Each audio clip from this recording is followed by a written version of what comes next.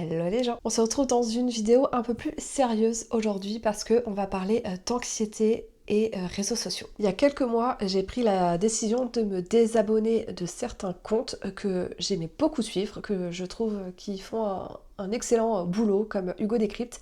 Mais en fait, à chaque fois que je tombais sur ce contenu, ça me créait de l'anxiété, ça me mettait mal quoi. Il y avait toujours des trucs négatifs, etc. Enfin, vraiment, voilà. Et depuis que je me suis désabonnée de ces comptes, je me sens quand même relativement mieux. Sauf que, sauf que, il y a un truc que je fais et que je devrais vraiment arrêter de faire. Je sais pas si tu fais pareil, mais lorsque je tombe sur un contenu, j'ai tendance à aller dans l'espace commentaires. Et vraiment, là, j'ai remarqué, surtout ces dernières semaines, que importe, peu importe le sujet de la vidéo, peu importe son objectif, que ça soit purement divertissement avec un truc drôle, que ça soit un truc sérieux, enfin, peu importe le sujet, la forme, etc. Il y a toujours des personnes dans les commentaires qui vont écrire des choses et ça me tend, qui vont ramener ça à la politique, à des choses grossophobes, homophobes, sexistes, contre les enfants. Il y a toujours quelque chose, il y a toujours un commentaire négatif, quelqu'un qui va réussir à, ça reste quand même du hors-sujet, mais à trouver, à bidouiller pour pouvoir ramener ça à un sujet problématique. Enfin, je suis pas très claire, je suis désolée. Je commençais à aller un petit peu trop loin au niveau politique et je suis en train de me rendre compte que j'ai pas du tout envie de partir sur ce sujet-là. Du coup, je vais me recentrer et revenir au véritable sujet de ma vidéo, même si c'est des choses aussi que je trouve angoissantes, mais c'est pas quelque chose que j'ai envie d'aborder sur les réseaux. Je vais donner un exemple plus concret. L'autre fois, je suis tombée sur cette vidéo-là. Donc là, on a un mec dans un transport en commun qui prend vraiment toute la place. La vidéo est tournée de façon très humoristique et du coup, curieuse, je me dis malheureusement, tiens, je vais faire un tour dans les commentaires. Mais je pars vraiment avec l'idée que là, personne ne peut défendre le gars qui s'étale comme ça dans les transports, quoi. Eh ben, je me trompais, parce que j'ai pu lire ce genre de message qui dit que le gars dérange personne. Attends. On remet une image là, hein? Là, ce gars-là, il dérange personne. Et en fait, il y avait plein de commentaires qui allaient dans le sens de ce gars en disant ah oui mais on a besoin de s'aérer voilà, les noisettes.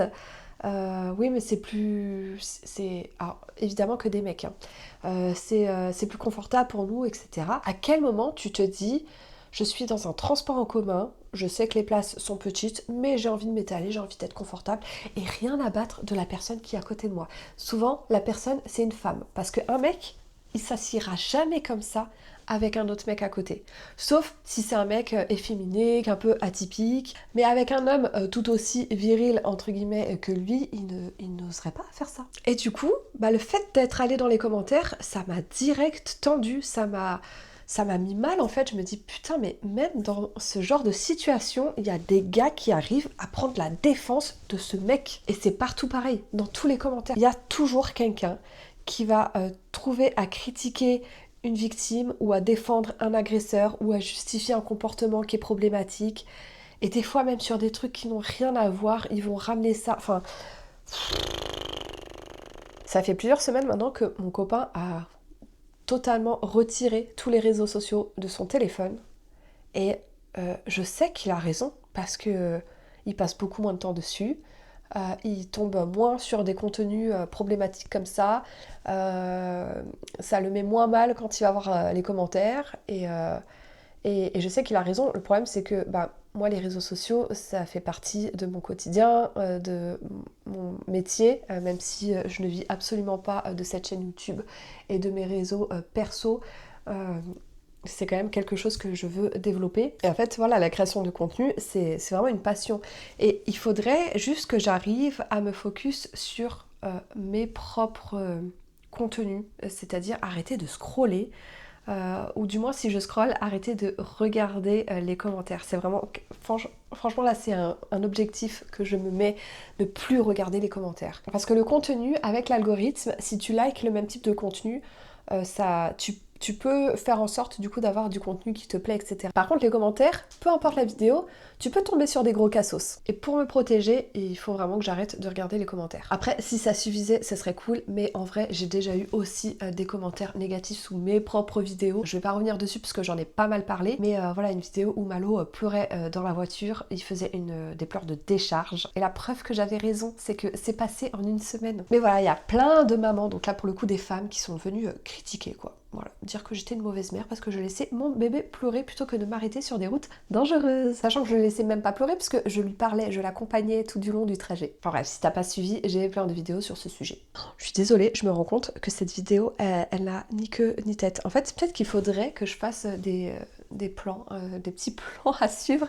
Comme ça, je m'éparpillerai moins. Et tout ça pour te dire que si tu ressens de l'anxiété en allant sur les réseaux, déjà c'est normal parce que tout est anxiogène là-bas. Et du coup, sache que tu n'es pas seule. Et je pense que c'est important de mettre en place des solutions pour éviter de subir ce genre de ressenti, soit en arrêtant les réseaux sociaux si tu y arrives, soit en te désabonnant des comptes qui peuvent potentiellement te créer de l'anxiété, ou bien juste comme moi, arrêter de lire les commentaires si toi aussi ça te fait halluciner et ça te met hors de toi. Bon, je vais arrêter cette vidéo ici. Si elle t'a plu, n'hésite pas de liker, tu peux laisser un petit commentaire sur ton avis, ce que tu en penses, si toi aussi tu ressens la même chose, quel type de contenu te crée de l'anxiété. Moi perso, il y en a beaucoup trop. Si tu as d'autres sujets que tu aimerais que j'aborde ou d'autres idées de vidéos, n'hésite pas à m'en faire part et je te dis à bientôt pour une nouvelle vidéo. Ciao ciao.